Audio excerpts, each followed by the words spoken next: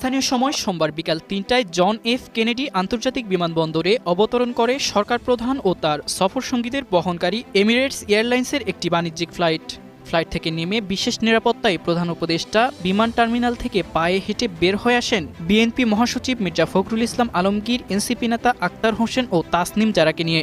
এই সময় আক্তার হোসেনের উপর হামলা করা হয়।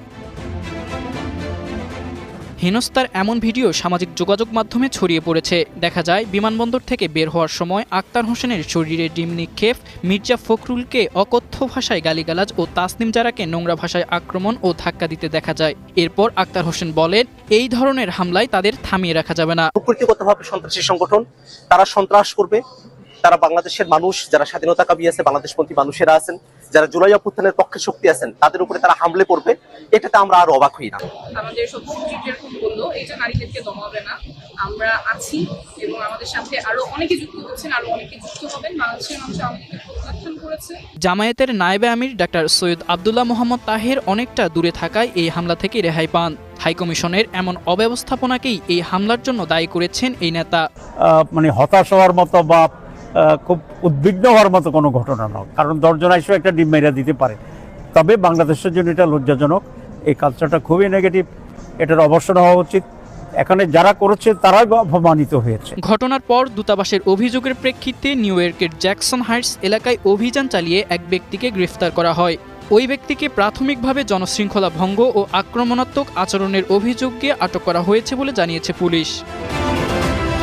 আওয়ামী লীগের নেতাকর্মীরা এমন কর্মসূচির ঘোষণা আগেই দিয়েছিলেন। ফলে নেতাদের উপর হামলার ঘটনায় জাতিসংঘের স্থায়ী মিশনের অব্যবস্থাপনাকে দায়ী করছেন প্রবাসী বাংলাদেশিরা। রাবিয়াল রাহিদ, গ্লোবাল টেলিভিশন, ঢাকা। ববি হাজ্জাজ, আমরা ছোট করে প্রতিবেদন দেখলাম যেটা নিয়ে আসলে সবচেয়ে বেশি আলোচনা, অথচ জাতিসংঘ সফরে আমাদের দেশের প্রতিনিধিরা গিয়েছেন, সেটা অন্য আলোচনায় আসতে পারত। এই যে ঘটনাটা ঘটল, যদিও জামাতে নায়েবে আমির বলছেন যে এটা আসলে খুব বেশি হতাশ হওয়ার মতো বা খুব বেশি উদ্বিগ্ন হওয়ার মতো ঘটনা, কিন্তু সম্মানহানি হয়েছে। আপনার কাছে কি মনে হচ্ছে কোনটা হয়েছে আমাদের বেশি? জি, প্রথমে আপনাকে অসংখ্য ধন্যবাদ এবং আপনাকে সহ সকল শ্রোতাকে সালাম এবং শুভেচ্ছা। প্রথমে বলতে হলে আমি এই পুরো ঘটনাকেই খুব নেতিবাচকভাবে দেখি। এই যে প্রোটোকল বা সিকিউরিটি বা প্রোটেকশনের যে কথাগুলো এসছে, এগুলো একটা কারণ এসছে, কারণ এই যে দেশের সবচেয়ে সম্মানজনক নেতৃবৃন্দ যারা আছেন, যেমন মনে করেন এখন অন্তর্বর্তীকালীন সরকার আছে, আমরা অত্যন্ত আশাবাদী, সবাই মিলে একসাথে কাজ করছি, আগামী ফেব্রুয়ারিতে নির্বাচন হবে। নির্বাচনে যদি বিএনপি জয়লাভ করে বা আমাদের জোট, আমরা একসাথে জোটে আছি যেহেতু বিএনপির সাথে, আমাদের জোট জয়লাভ করে, তাহলে সেই জোটের একদম প্রিমিয়ার নেতাদের ভেতরে জনাব মির্জা ফখরুল ইসলাম আলমগীর। সো উনি দেশের সরকারের প্রথম 3-4টা পজিশনের ভেতরে উনি থাকবেন, এটা নিশ্চিত। যদি কোনো কারণে আমাদের জোট জয়ী না হয়, তাহলে দ্বিতীয় বৃহত্তম যে দলটা আছে এখন এই মুহূর্তে, সেটা হলো বাংলাদেশ জামাত ইসলাম। তাহলে বাংলাদেশ জামাত ইসলামের জয়লাভ করার একটা সম্ভাবনা আছে যদি আমরা জয়লাভ করতে না পারি। সেটার দ্বিতীয় সবচেয়ে সিনিয়র নেতা জনাব তাহের, উনি তাহলে তারা যদি সরকার ইসে করেন, তাহলে উনিও ওই জায়গায় থাকবেন। জাতিসংঘের যেই অনুষ্ঠানের জন্য গেছেন, সেই অনুষ্ঠানে ইনাদের কোনো অফিসিয়াল কোনো দাওয়াত নাই, কোনো পজিশন নাই। তাহলে এত বড় মাপের বাংলাদেশের কারেন্ট রাজনীতিবিদ এবং ইমিডিয়েট আগামী সরকারে যারা সবচেয়ে বড় জায়গায় থাকবেন, তারা কেন এখানে গেলেন? তাদেরকে এখানে যাওয়ার দাওয়াত কেন দেয়া হলো? এটা প্রথমে আমি নেতিবাচকভাবে দেখি। এটা হলো ফার্স্ট অ্যান্ড ফরমোস্ট। এবং পলিটিক্যাল মহলে একটা আলোচনা শুরু হয়েছে গত কয়েকদিন ধরে, যে উনারা গেছেন বডিগার্ড হিসেবে মাননীয় প্রধান উপদেষ্টার। আমি মনে করি মাননীয় প্রধান উপদেষ্টার এরকম কোনো বডিগার্ডের প্রয়োজন ছিল না, এবং এটা সত্যি কিনা আমি তাও জানি না। তবে লোকাল পলিটিক্যাল মহলে এই আলোচনাটা শুরু হয়েছে যে ওই আওয়ামী লীগ বা এই যে আওয়ামী লীগের দোসরা যারা বা ওখানে পলাতক যারা আওয়ামী লীগ সাপোর্টার আছেন, তারা যদি আক্রমণ করেন, এটার থেকে একটা প্রোটেকশন, এটার প্রয়োজন ছিল না, কারণ স্টেট প্রোটোকল ফুল মাননীয় প্রধান উপদেষ্টা পান। সো অত্যন্ত দুঃখজনক ছিল ওনাদের ওখানে যাওয়া। ওনাদের দাওয়াত নাই, তাও ওনারা গেছেন। কেন গেলেন? ওনাদের ওখানে বলা হয়েছে যে বিশ্বের সামনে দেখানো যে আমরা এখন ঐক্যবদ্ধ আছি। আমরা ঐক্যবদ্ধ আছি এটা দেখানোর জন্য সব রাজনৈতিক দল নেওয়ার দরকার নাই। আর রাজনৈতিক দল যদি নেওয়া হতো, জামাত ইসলামের অনেক সিনিয়র নেতা আছে, সেকেন্ড মোস্ট সিনিয়র নেতার প্রয়োজন ছিল না। বিএনপির অনেক সিনিয়র নেতা আছে, সেকেন্ড মোস্ট সিনিয়র নেতার প্রয়োজন ছিল না। সো এই জায়গাগুলোতে আমার মনে হয় যে অন্তর্বর্তীকালীন সরকার যে কাজটা করেছেন, খুব ভুল একটা কাজ করেছেন। এবং বিশ্বব্যাপী দেখানোর জন্য রাজনৈতিক দলকে নেওয়ার দরকার নেই তো। অন্তর্বর্তীকালীন সরকার তো আমরা বসিয়েছি, একই সাথে একটা আলোচনা এসেছে যে রোহিঙ্গা ইস্যুতে বিশ্বের অর্থায়ন এখন বন্ধ হয়ে যাওয়ার পথে। তো সেখানে আগামী সরকারে যেহেতু এই দলগুলো থাকতে পারে, সেই হিসেবে তাদেরকে দাওয়াত দিয়ে নিয়ে যাওয়া হয়েছে যে এই আলোচনায় যদি তারা থাকেন তাহলে বিশ্বব্যাপী সবাই একটু আস্থা পাবেন যে সরকারের পলিসি হয়তো বদলাবে না, সো তারা সহযোগিতা আরও এগিয়ে আসতে পারেন। সেই জায়গাটাতেও সবচেয়ে উচ্চ পর্যায়ের নেতৃত্বের দরকার ছিল না, তো দলের কোনো প্রতিনিধি গেলেই হতো, তাহলে এই ধরনের সিচুয়েশন আমরা দেখতাম না। একই সাথে এনসিপি এই দুটো দলের সাথে কিভাবে থাকে আমি ঠিক পরিষ্কার না, কারণ এনসিপি নিজের দলীয় পরিচয় এখন কিছু দূর সন্দিহান। আমি শিওর আপনিও জানেন, খবরের মাধ্যমে রেগুলার আলোচনা হচ্ছে এখন যে এনসিপি আরেকটা দলের সাথে মার্জ করার আলোচনায় আছে, সিরিয়াস আলোচনায় আছে, মানে এটা কোনো গুজব না, সিরিয়াস আলোচনায় আছে। তো তাদের পার্টি থাকবে কিনা আগামী দিন এটা আমরা জানি না। নতুন পার্টির নাম এনসিপি গণ অধিকার পরিষদ এনসিপি কী হবে সেটাও জানি না। সো এই জায়গা থেকে ওনারা যে এই ট্রিপটাতে গেছেন, অংশীদার হয়েছেন মাননীয় প্রধান উপদেষ্টার সাথে, এটাই আমি অত্যন্ত নেতিবাচকভাবে দেখছি। এরপর দ্বিতীয় আসেন যে ঘটনাটা ঘটলো, ওনাদেরকে যেহেতু নেয়াই হয়েছে তাহলে ওনাদের প্রোটেকশনের ব্যবস্থাটাও করাটা গুরুত্বপূর্ণ ছিল। আমরা এর আগে একবার দেখেছি মাননীয় আইন উপদেষ্টা একটা এয়ারপোর্টে যে একা একা দাঁড়িয়ে আছেন, আমরা কখনো দেখিনি। মানে আমরাও যখন রাজনীতিবিদ হিসেবে কোথাও যাই, কোনো দেশে যাই, আমাদের দলের সাপোর্টার 10 জন 20 জন 30 জন অ্যাটলিস্ট থাকে, মানে ওনারা চায় আমাদের সাথে দেখা করতে, আমরা আসতে বলি না ভাই, ওনাদেরকে না করলে ওনারা চলে আসেন। সো ওনারা চায় দেখা করতেন, 10-20-30 জন থাকে আমাদেরকে ওখানে অভ্যর্থনা দেওয়ার জন্য, অ্যাকসেপ্ট করার মানে ইসে করার জন্য এবং নিয়ে যাওয়ার জন্য। কিন্তু জনাব আসিফ নজরুল যখন গেলেন দেখলাম উনি একা দাঁড়িয়ে আছেন।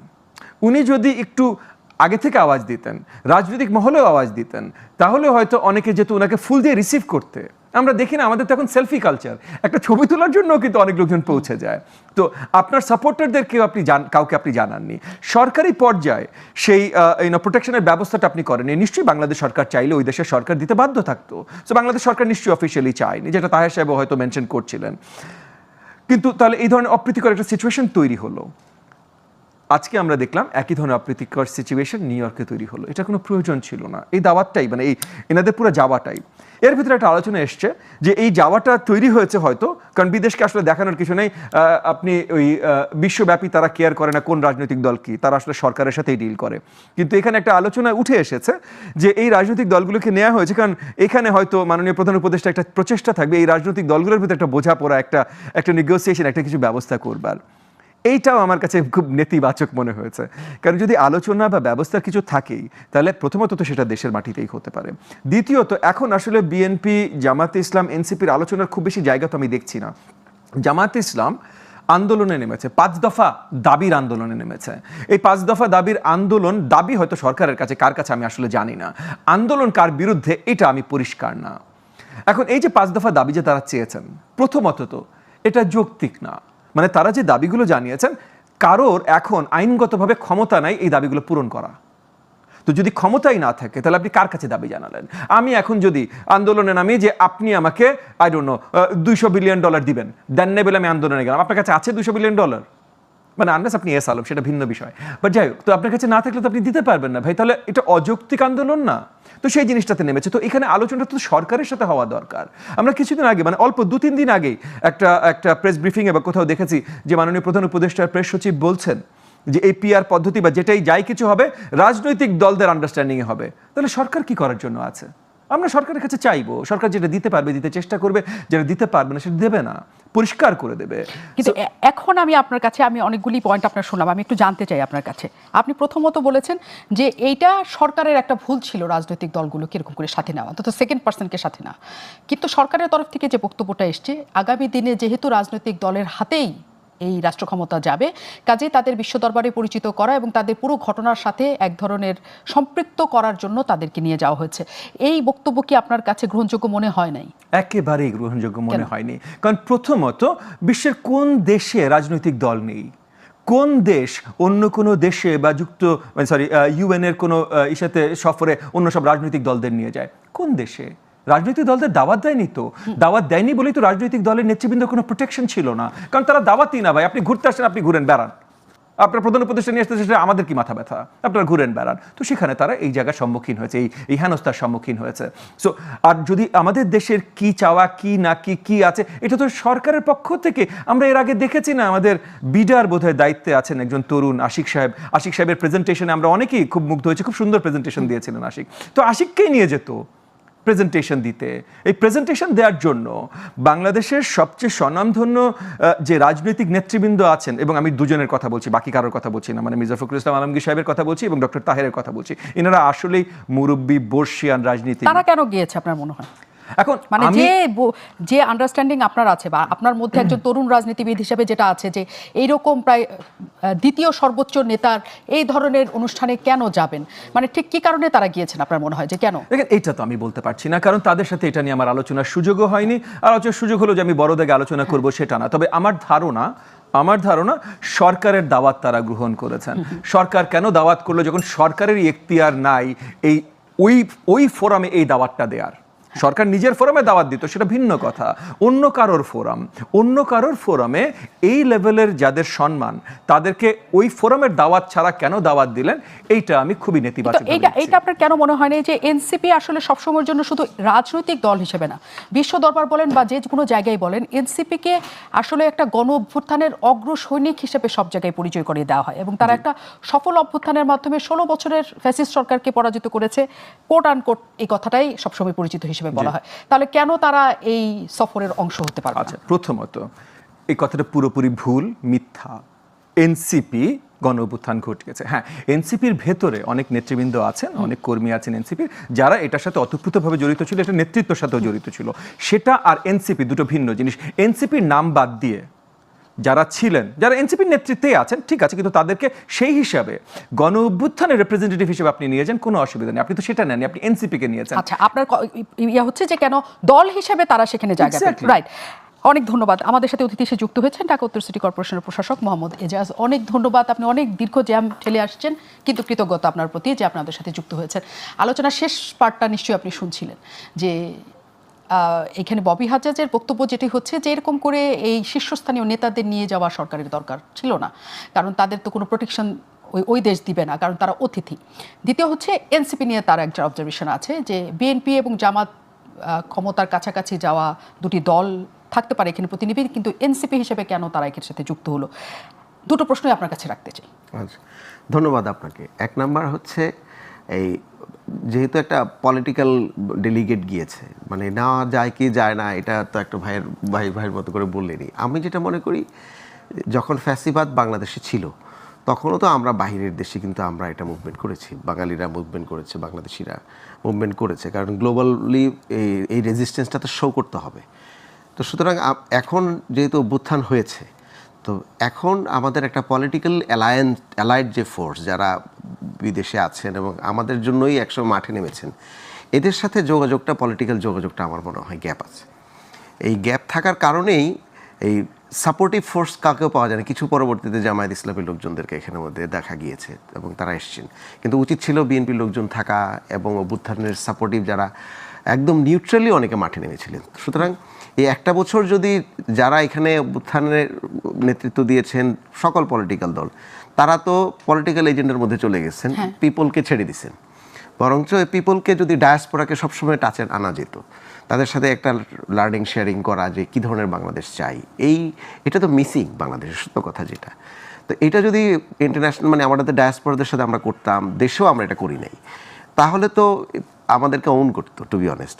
তখন তো আর এই ধরনের আওয়ামী হেজিমনির পেইড হেজিমনির শিকার বাংলাদেশের মির্জা ফখরুলের মতন মুরব্বী নেতৃত্ব তো এখানে ছিলেন, ওনার উপরেও তো আক্রমণটা হতে পারতো। আক্তার আমাদের সবচেয়ে ভালোবাসার ছেলে, তো তার উপর আক্রমণটা হয়েছে, এটা পলিটিক্যালি যদি না দেখি আমরা, তো সুতরাং সেইভাবেও তো এদেরকে রক্ষা করাটা খুব গুরুত্বপূর্ণ আমরা মনে করি। তো সুতরাং এখানে আমার মনে হয় যে এই শুধুমাত্র পলিটিক্যাল এজেন্ডার বাইরে গিয়ে দেশে যারা সবাই মিলে অভ্যুত্থানকে ওন করেছেন, নেমেছেন, তাদের সাথে একটা পলিটিক্যাল ডায়ালগটাও করা উচিত ছিল। ওই মিসিংয়ের কারণেই এখন সব জায়গায় মাহফুজের স্ট্রাগল করতে হয়, আক্তারের স্ট্রাগল করতে হয়, বিএনপির বড় নেতাদের বিরুদ্ধে হেজিমনি হচ্ছে, তো এটা কমে যেত, সত্য কথা। মানে আপনি এখানে মূল কথা বলতে চাইছেন যে এই অভ্যুত্থানের পরে সরকারের সাথে রাজনৈতিক দলগুলোর সাথে জনগণের যে কানেকশনটা তৈরি হওয়ার কথা ছিল সেটির ঘাটতি ছিল। আমি আরেকটু স্পেসিফিক বলি, পলিটিক্যাল ফোর্স কিংবা রাজনৈতিক জনগোষ্ঠী, আমরা যেটাকে জনগণ বলি, হ্যাঁ, সেটা কিভাবে প্রতিষ্ঠিত হয় যখন একটা পট পরিবর্তনে আপনি কারা অংশীদার হন। মুক্তিযুদ্ধে আমরা জনগণ কাকে বলেছি? মুক্তিযুদ্ধের পক্ষে যারা দাঁড়িয়েছিলেন, অংশগ্রহণ করেছেন, এন্ডোর্স করেছেন, তারাই তো পরবর্তীতে ৭২-এ এসে এই দেশ গঠনে ভূমিকা রাখছেন। যারা ওই সময় ছিলেন না তারা তো ভূমিকা রাখতে পারেন নাই। ২৪-এও যারা এই পুরো অভ্যুত্থানে অংশগ্রহণ করেছেন, সেটা পলিটিক্যাল নন পলিটিক্যাল যাই হোক, মুভমেন্টে আলটিমেটলি একটা পলিটিক্যাল সলিউশন এসছে, এরাই তো জনগণ। সেখানে আমরা যখন বলি যে এই রাষ্ট্রকে পরিবর্তন করতে হবে, মেরামত করতে হবে, এই মেরামত কি শুধু পলিটিক্যাল পার্টি করবে? না, সবাইকে নিয়ে করতে হবে। এবং সেটা সবাই মানে কি, সাধারণ লোকজন, ইউথরা ছিল, মায়েরা ছিল, বাচ্চারা ছিল, এই ফ্যাক্টরি কর্মীরা ছিল, রিক্সাওয়ালারা ছিল। আমরা তো কোনো ডায়লগে এদেরকে ইনক্লুশন পাই নাই গত 1 বছরে। ডায়াসপোরা ছিল, খুব গুরুত্বপূর্ণ ভূমিকা পালন করেছে রেমিটেন্স বন্ধ করে দিয়ে। তারপরে বাইরের যারা ইউটিউবে কাজ করেছেন, বিভিন্ন হোয়াটসঅ্যাপ গ্রুপে কাজ করেছেন, এখানে সাপোর্ট দিয়েছেন বিভিন্নভাবে, ওনাদেরকে কি আমরা একটা কোনো ধরনের পরবর্তীতে রাষ্ট্র বিনির্মাণের ডায়লগে আমরা অংশগ্রহণ করি নাই। তো যেই কারণে যখন এরা যাচ্ছে তখন ওরা মনে করে যে তুমি তো কিংবা আপনারা তো আপনাদের পলিটিক্যাল ইন্টারেস্টের বাইরে আর আমাদেরকে ভুলে যাচ্ছেন।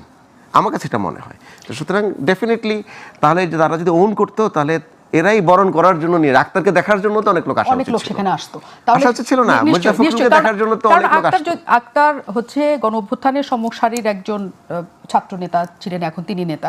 হ্যাঁ, তাকে দেখার জন্য আসার কথা, কারণ তারা যে পরিমাণ মানুষ, কারণ ওই পলিটিক্যাল কানেকশনটা মিসিং হয়েছে। আপনি বলছেন যে পলিটিক্যাল কানেকশনটা মিসিং হয়েছে। যদি সাধারণ মানুষ ওইখানে থাকতো, এই কানেকশনটা তাদের সাথে তৈরি হতো, তাহলে আওয়ামী লীগের কর্মী সমর্থকদের দ্বারা যে অবস্থাটা তৈরি হয়েছে, আপনি কি মনে করেন যে সেটা সম্ভব ছিল? না, সাবোটেজ তো যে কোনো সময় করা যায়, বাট এই সাহসটা কি পেত?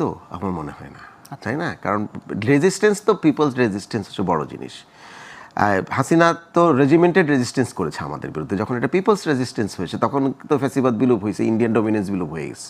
আমরা তো একসময় ইন্ডিয়ান ডমিনেন্সের কখন বিলোপ হবে জীবন চিন্তাও করতে পারি নাই, সত্য কথা যেটা। বাট পিপলস রেজিস্ট্যান্সের সামনে কেউই দাঁড়াতে পারে নাই, এটা সমুদ্রের মতো। তো পিপলস রেজিস্ট্যান্স আপনি কখন করতে পারবেন? When you endorse people on your boat. সেটা সামহাও আমার মনে হয় নাই, মিসিং হয়েছে। এবং এখানে আরেকটা কথা ববি হাজ্জাজ বলছিলেন যে এনসিপির সেখানে অবস্থানটা কি তিনি জানতে চান স্পষ্ট। কারণ এখন একটা প্রচলিত কথা আছে যে এনসিপি আর গণ অধিকার পরিষদ মার্চ করছে, মানে একভূত হয়ে একটা দল তৈরি করছে। তাহলে তারা আসলে গণ অভ্যুত্থানের সম্মুখ সারির দল হিসেবে পরিচিত মানুষের কাছে হবে কিনা, মানুষের সাথে যে সম্পৃক্ততার জায়গা তৈরি হয়নি এখনো পর্যন্ত এনসিপির, মানে আপনি যেটা বলছেন, তার মানে কি নির্বাচনে সেটা একটা বড় প্রভাব ফেলবে কিনা? প্রশ্নগুলি রেখে যাই যাতে আমি উত্তরগুলি জানতে পারি। এবং একই সাথে মির্জা ফখরুল ইসলাম আলমগীরের আজকে একটা সাক্ষাৎকার প্রচারিত হয়েছে কলকাতার একটা পত্রিকাতে।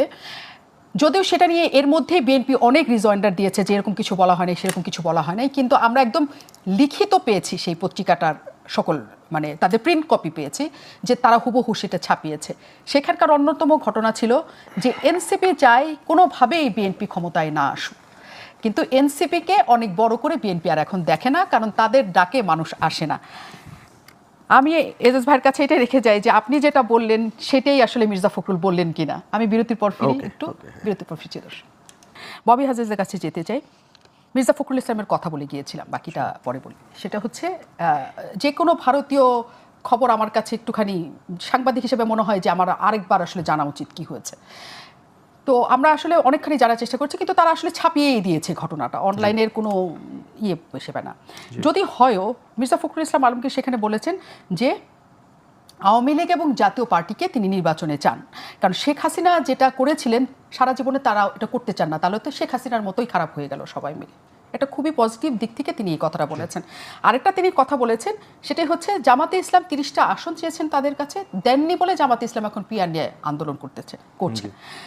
আমি আবারও বলছি, বিএনপি কিন্তু বারবার বলছে যে এরকম কিছু হয় নাই, কিন্তু যদি এই তর্ক দুটি মিডিয়াতে ঘুরে ফিরে আসছে, যদি হতো বা যদি বলা হয়ে থাকে বা যদি বলেও থাকে, এটা আসলে কোনো আমাদের রাজনীতিতে কি ধরনের প্রভাব ফেলবে, মানে যেহেতু নির্বাচনী রাজনীতি এখন।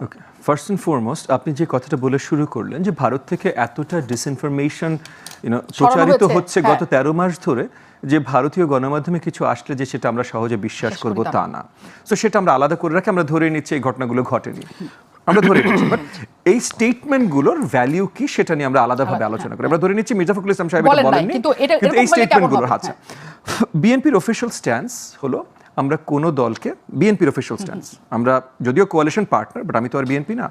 সো একটা জিনিস একটু পরিষ্কার হয়নি, আপনি বারবার বলছেন বিএনপির সাথে আপনি একটু জোটে, বিএনপি কি জোট ঘোষণা করেছে আসলে? জি, অনেক আগে থেকে আমাদের জোট ঘোষণা, জি, যে যুগপৎ সময় থেকে আমাদের জোট ঘোষণা করা। ঠিক আছে, জি, সো এটা নতুন করে পুরনো জিনিস যেটা অলরেডি এক্সিস্টিং, হ্যাঁ, যেটা বলছিলাম। তো আপনার বিএনপির যে অফিসিয়াল স্ট্যান্সটা সেটা হলো যে তারা আইনি প্রক্রিয়ার বাইরে কোনো প্রসেস দেখতে চায় না এবং তারা নেতিবাচকভাবে দেখে কোনো দল বা অর্গানাইজেশনকে ব্যান করাটা তারা নেতিবাচকভাবে দেখে, এটা তাদের অফিসিয়াল স্ট্যান্স। এখন মনে করেন আমরা কি বিশ্বাস করি, সেটা সেই জায়গা থেকে আসি। আমরা বিশ্বাস করি যে আওয়ামী লীগ, স্পেশালি শেখ হাসিনার আওয়ামী লীগ যেই কর্মকাণ্ডগুলো গড়েছে, সেইটাতে শেখ হাসিনার আওয়ামী লীগ নিষিদ্ধ হওয়া পুরোপুরি ডিজার্ভ করে, এবং সেই কারণে শেখ হাসিনা আওয়ামী লীগকে নিষিদ্ধ করার মামলাও কিন্তু আমরাই করেছিলাম, আমি বাদী হয়ে করেছিলাম। হ্যাভিং সেড দ্যাট, শেখ হাসিনার আওয়ামী লীগ একটা জিনিস আর যে কোনো রাজনৈতিক দল একটা জিনিস। এখন ঢালাওভাবে আমরা রাজনৈতিক দল যদি ব্যান করা শুরু করি, তাহলে আগে আইনের দিকে তাকাতে হবে, আইনে সেই ব্যান করার ইখতিয়ার দেওয়া আছে কি না। সো শেখ হাসিনার আওয়ামী লীগ একদম তৃণমূল পর্যায় থেকে যেই আপনার ক্রিমিনাল অ্যাক্টসগুলো কমিট করেছে, মার্ডার থেকে শুরু করে, ভোট ডাকাতি থেকে শুরু করে, চুরি, একদম একদম মানে রুট লেভেল থেকে, এবং আইডিওলজিক্যালি যেটা দেশবিরোধী যে কাজগুলো তারা করেছে, সেই হিসেবে আমি বিশ্বাস করি শেখ হাসিনার আওয়ামী লীগ আসলেই নিষিদ্ধ হওয়া উচিত। এবং সেখানে আমি সাধুবাদও জানিয়েছি অন্তর্বর্তীকালীন সরকারকে তাদের কর্মকাণ্ড নিষিদ্ধ করার জন্য এবং তাদেরকে আইনি প্রক্রিয়া আনার জন্য। আইনি প্রক্রিয়ার বাইরে আমরা কিছুতে বিশ্বাস করি না, কিন্তু তাই বলে ঢালাওভাবে একটার পর একটা রাজনৈতিক দলকে আপনি নিষিদ্ধ করবেন, এটাও আমরা বিশ্বাস করি না। কোনো ক্ষমা পেয়ে যাবে গত 10 বছর বা 15 বছর বাংলাদেশের জনগণের সাথে এত বড় প্রতারণা করার পর কেউ ক্ষমা পেয়ে যাবে, এটা তো আমরা বিশ্বাস করি না। সো আমরা কি বিশ্বাস করি, জাতীয় পার্টি ধরেন ফর এক্সাম্পল, জাতীয় পার্টির নেতৃবৃন্দ যারা এগুলোর সাথে জড়িত ছিল তাদেরকে আইনের আওতায় নিয়ে আসা। সো শুধুমাত্র যদি আপনি 2018 বা 14 বা 24 ভোট ডাকাতির কথাও বলেন, ভোট চুরি বা ভোট ম্যানিপুলেশন কিন্তু বিশালভাবে দণ্ডনীয় অপরাধ আমাদের সিআরপিসিতেও, আমাদের আরপিওতেও। সো সেটার জন্য যদি তাদেরকে মামলা করে তাদের আইনের আওতায় নিয়ে আসে, তাহলে কিন্তু আমরা বিচার দেখতে পারি যে বিচারের প্রসেসটা শুরু হয়েছে। কিন্তু দলকে নিষিদ্ধ করা, এটা আমরা আসলে বিশ্বাস করি না। সো সেই জায়গা থেকে এই জায়গায় আমরা কিছু দূর একমত হতে পারি। তার মানে দল নিষিদ্ধ করা চান না, মানে হচ্ছে তারা নির্বাচনে আসুক সেটা চান। নির্বাচনে যদি তারা আসতে পারে, সে যদি সক্ষমতা থাকে, তাহলে তারা আসবে। মানে সক্ষমতাটা কিভাবে পরিমাপ করবে? তাদের যদি এনাফ ক্যান্ডিডেট থাকে, ক্যান্ডিডেট যদি নামতে পারে, ক্যান্ডিডেট যদি প্রচারণার এবিলিটি তাদের থাকে, কারণ প্রচারণার জন্য তো আপনার একটা জনসম্পৃক্ততা থাকবে, লাগবে, ঠিক না? আপনি একা দাঁড়িয়ে শুধু ঢোল বাজালেই তো হবে না, শোনার জন্য তো লোক আসতে হবে। সো আমি সেই জায়গা থেকে বলছি, মানে তাদেরকে ছেড়ে দেওয়া, তারা যদি করে আসতে পারে তাহলে আসবে। কিন্তু যারা অন্যায় করেছে তাদেরকে বিচারের আওতায় আনা, তাহলে বিচারের আওতায় আনলে অটোমেটিক্যালি তারা এমনিও নির্বাচনে থাকতে পারবে না। সো অন্যায় তো ব্যক্তিরা করেছে। যে আসলে আওয়ামী লীগ যে অবস্থার মধ্যে থেকে, এখানে আমি কিন্তু আওয়ামী লীগ নিয়ে কথা বলছিলাম না, আমি জাতীয় পার্টির আওয়ামী লীগটা কিন্তু বলেছিলাম যে শেখ হাসিনার আওয়ামী লীগ, শেখ হাসিনা আওয়ামী লীগ পুরো অর্গানাইজেশন হিসেবে দূষিত। তো সেটা নিয়ে আমি কিন্তু কথা বলিনি, আমি অন্যগুলোর কথা বলছি, যেটা নিয়ে এখন সেখানে আমি অলরেডি বললাম না, সাধুবাদ জানাচ্ছি তো অন্তর্বর্তীকালীন সরকারকে তাদের কর্মকাণ্ড নিষিদ্ধ করবার জন্য। সো ওটা তো অলরেডি ডান, যেটা অলরেডি ডান সেটা নিয়ে তার আলোচনার দরকার। মানে আওয়ামী লীগ প্রশ্নে আপনারা হচ্ছেন সেখানে কোনো রকম না, এখানে আইনি প্রক্রিয়ায় গেছে সরকার, এর জন্য সরকারকে সাধুবাদ জানাই, আইনি প্রক্রিয়া তারা তাদের কর্মকাণ্ড নিষিদ্ধ হয়েছে, ফ্যান্টাস্টিক। কিন্তু এমনি ঢালাওভাবে কাউকে নিষিদ্ধ করা, এখন আওয়ামী লীগের আলোচনা কিন্তু ডান, আমরা অন্য সব কিছুর কথা বলছি। ঢালাওভাবে নিষিদ্ধ ঘোষণা করা, এটা আমরা বিশ্বাস করি না, এবং আইনি প্রক্রিয়ার বাইরে কোনো ধরনের কর্মকাণ্ড আমরা বিশ্বাস করি না। সো সেই জায়গা থেকে আপনি যদি বলেন, এগেন ভারতীয় গণমাধ্যমে কি এসছে, উই ডোন্ট কেয়ার, বাট আমরা সামনে পরিষ্কার রাজনীতি দেখতে চাই, সবার অধিকার বাস্তবায়ন দেখতে চাই। কারণ আপনি যদি একটা সেট অফ ফ্যাক্টস নিয়ে আসেন যে এই এতখানি করলেই আমি এই দলকে নিষিদ্ধ করব, তাহলে কিন্তু অনেকগুলো দল আছে, মানে বাংলাদেশের ইতিহাস তো আজকে শুরু হয়নি, ঠিক না? আপনি বলতে পারেন মিনিমাম হলো 71 শুরু হয়েছে, ইফ নট তারও অনেক আগে থেকে শুরু হয়েছে, ঠিক না? তাহলে ওই ইতিহাসের পাতায় যেই দলগুলো বাংলাদেশ বিরোধী কোনো কর্মকাণ্ড করেছে, তাহলে সবাইকে বাতিল করতে হবে? এই ধরনের জায়গায় আমরা যেতে চাই না। এই রিটরিকগুলো আওয়ামী লীগই কিন্তু সবচেয়ে বেশি বাজিয়েছে 15 বছর ধরে, এই জায়গায় আমরা আর ফেরত যেতে চাই না। আমরা এজাজ ভাইয়ের কাছে যাই, যে আসলে যে কথাটা এটা আসছে বারবারের জন্য, আবার নতুন করে আজকে যেটা আসছে মোহাম্মদ এজাজ, সেটা হচ্ছে এই জাতিসংঘ অধিবেশনকে কেন্দ্র করে আজকেই এনসিপির সবাই মাঠে নেমেছে, কারণ তারা বিচার চায়। আগে তো সেটা নিষিদ্ধ হয়েছিল। স্বাভাবিকভাবে আজকে যে পরিস্থিতি তৈরি হয়েছে, সবাই বয়স কম বলে না, তাদের যে অবস্থান সেখান থেকে তাদের সর্বোচ্চ নেতার এই অবস্থাটা তারা কেউ দেখতে চায়নি। আওয়ামী লীগ নিষিদ্ধ ব্যাপার আবারও জোর গজব উঠেছে, কিন্তু এখন আবার এই যে হলেও হতে পারে সত্য একটা ইন্টারভিউ, নতুন করে সেটার মধ্যে আগুন ঢালা হয়ে গেছে। ববি হাজরা যেটা বললেন যে জাতীয় পার্টির ক্ষেত্রে যারা দোষী তাদের বাইরে কেউ যে নির্বাচনী প্রচারণা চালাতে পারে তারা করুক, তারা একটা শুদ্ধ রাজনীতির দিকে যেতে চায়। আপনি মনে করেন যে দেশটা আসলে 5 আগস্টের পর যে জায়গায় আছে সেখানে শুদ্ধ রাজনীতি করে এক জায়গায় যাওয়া সম্ভব? এখানে দুটো বিষয় আছে। এক নাম্বার হচ্ছে ডেফিনেটলি সম্ভব, না সম্ভব হওয়ার তো কিছু নাই, কারণ যতগুলো পলিটিক্যাল পার্টি আছে তারা তো এই ঐক্যমত্য কমিশনে গিয়ে অনেক বিষয়ে একমত হয়েছে। এটা তো আমরা চিন্তাই করতে পারি নাই কখনো। কিংবা আমরা এখন, আমি ধরেন সিটি কর্পোরেশনে কাজ করি, একটা কাজ ভুল হলে যে কি পরিমাণ সমালোচনা আমাকে শুনতে হয়, এবং ওই পরিস্থিতি আছে, দ্যাট মিনস এক ধরনের স্বাধীনতা, মানুষ অ্যাকাউন্টেবল করার যে স্পেসটা তৈরি হয়েছে, এটাকে যদি আমরা যত্ন করতে পারি, আমি মনে করি যে ডেফিনেটলি দেয়ার আর পোটেনশিয়ালিটি যেখানে মানুষ এবং সিভিলিয়ানরা, সাধারণ লোকজন অনেক পাওয়ারফুল হচ্ছে, এবং সাধারণ লোকজনের পাওয়ারফুল হওয়াটা তো একটা বড় সিগনিফিকেন্ট চেঞ্জ। তো সেটা আমি মনে করি ঠিক আছে। আর ফখরুল ভাইয়ের ইন্টারভিউ নিয়ে যেটা হয়েছে, সেক্ষেত্রে তো বিএনপি পরিষ্কার বলে দিচ্ছে যে এটা আমরা এই ধরনের কোনো কথা বলি নাই। তো সুতরাং এইটা নিয়ে আর নতুন করে অ্যানালাইসিস কিছু নাই, বাট আলোচনাটা আরেক জায়গায় আছে। সেটা হচ্ছে যে আমি কাকে ইন্টারভিউ দিব। আমি মনে করি যে পলিটিক্যাল পার্টি হিসেবে এইটা, পলিটিক্যাল পার্টিগুলো মানে অ্যাটলিস্ট বিএনপির মতন পলিটিক্যাল পার্টি, ইভেন মানে আপনারাও যারা আছে, তারা ইন্টারন্যাশনাল প্ল্যাটফর্মে যখন বক্তব্য দিতে চান তখন দুইটা হবে, এটাকে রেসপন্সিভ হবে না প্রোঅ্যাক্টিভ হবে, দুই জিনিস।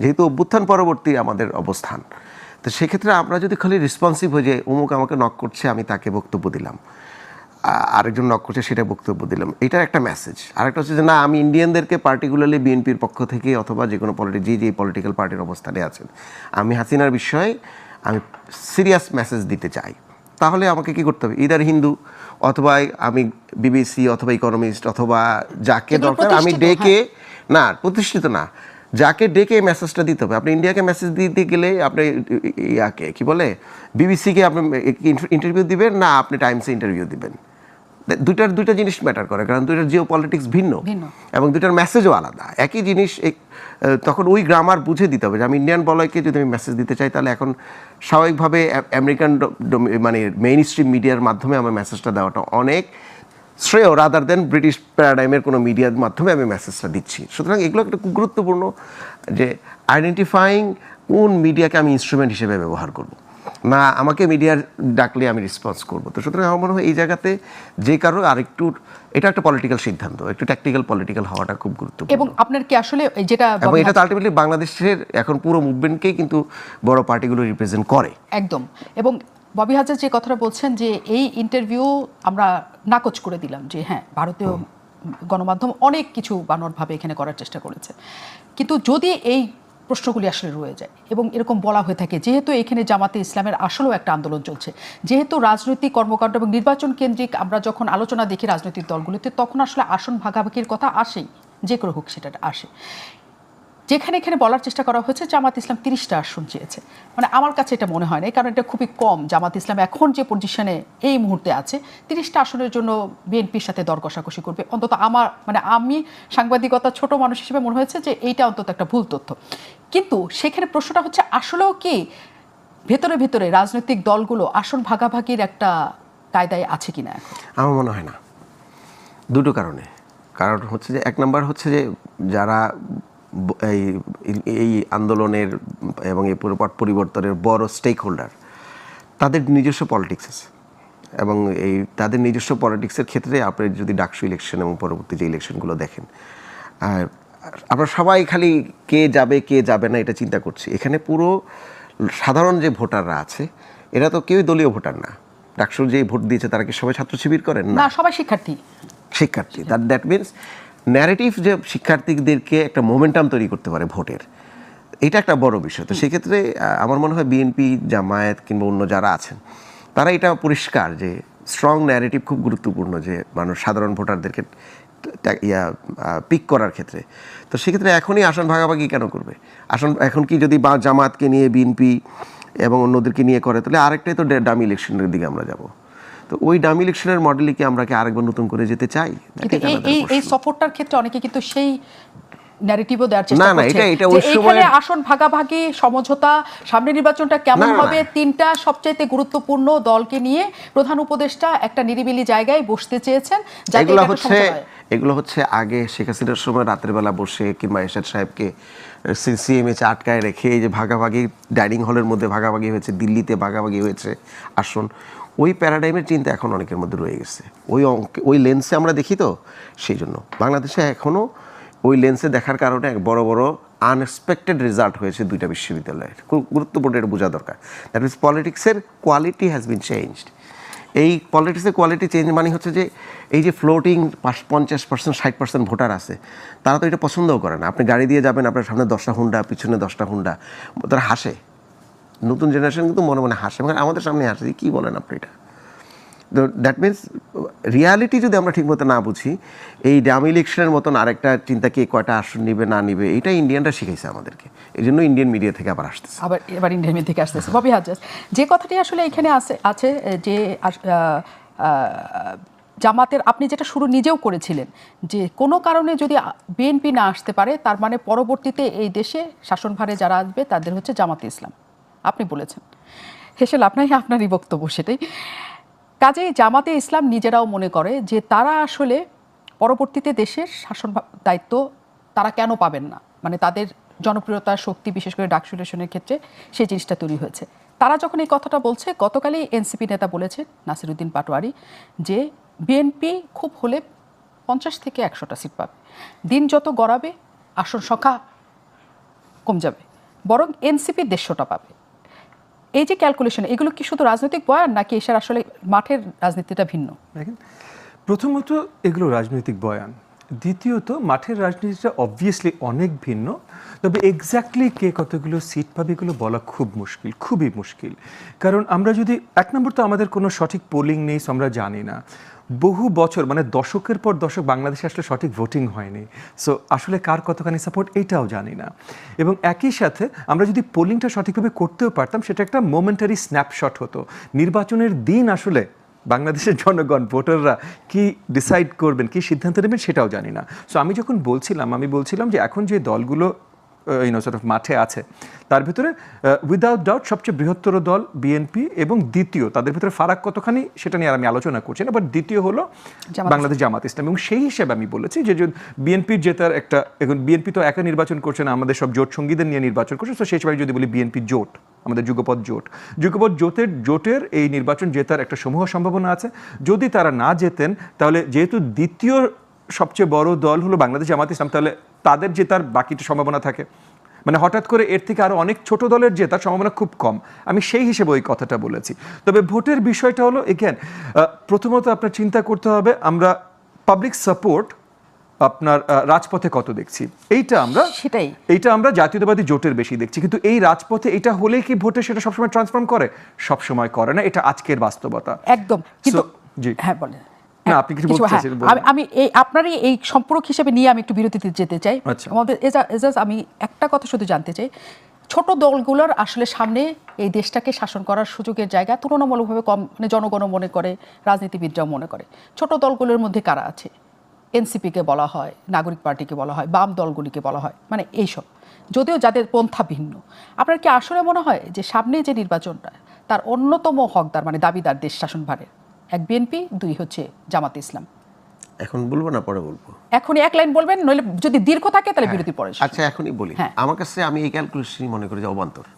কারণ হচ্ছে যে সামনে আমি দেখছি আগামী 6 মাসের মধ্যে একটা বড় মানে ন্যারেটিভ তৈরি হবে, যেখানে এক ধরনের সবাই মিলে একটা বড় অংশ, হ্যাঁ, এখন আমরা যেন অ্যাবসলিউটলি একজন দুজনকেই বাংলাদেশে বড় অবিসংবাদিত নেতা ভাবছি, তাদের চ্যালেঞ্জার্স সামনে বেরিয়ে আসবে। আচ্ছা, দ্যাটস দ্য আনসার।